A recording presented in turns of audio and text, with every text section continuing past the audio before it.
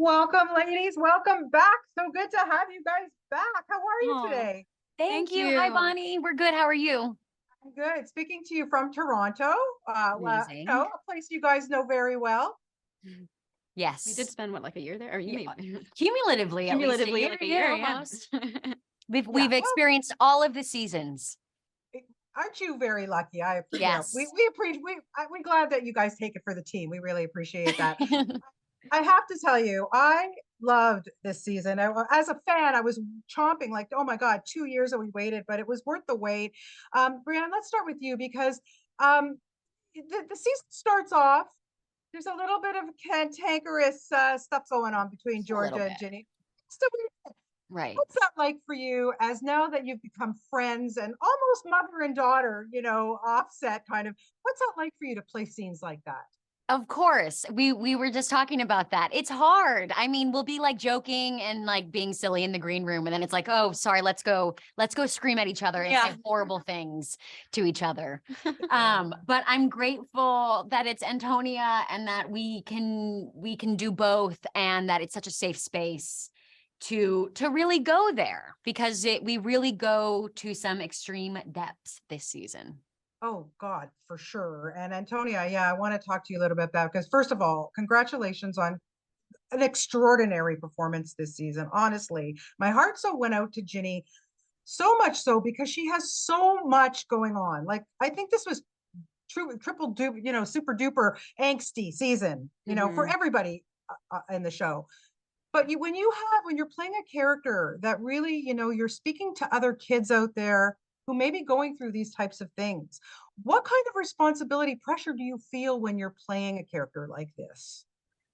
I think it's very important to not glamorize, to not, over sensationalize. And I say this all the time that I'm really, really glad that we work with Mental Health America whenever we include these scenes that are dealing with self-harm, that are dealing with therapy or depression.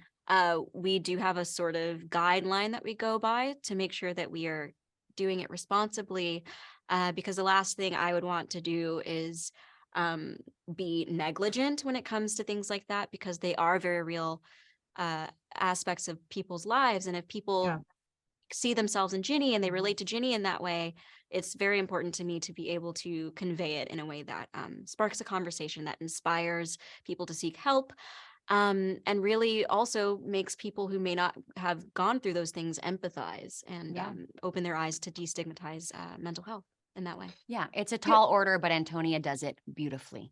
Oh, no question. But you both do. I mean, you both are tackling a lot of things in this. And sometimes we look at Georgia as like, oh, really? Like, is she doing this? She's doing it. But all in all, she just wants the best for her kids, I think. How Of do you feel course. about it?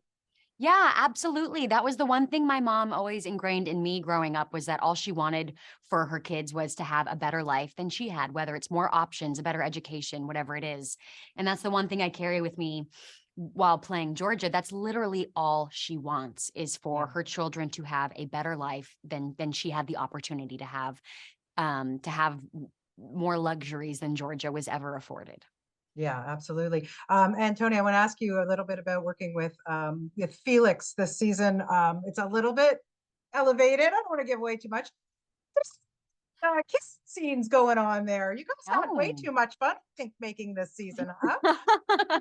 If only you knew just how awkward it is to make out with someone while there's like a 90-pound camera in your face and like 50 men in the room. A lot of blocking. A lot of blocking. It's very, very much more robotic, less not romantic. Romantic is not the word I would look for. But I am very, very lucky to work with Felix. He's a wonderful scene partner. He makes me feel safe. We communicate with each other all the time.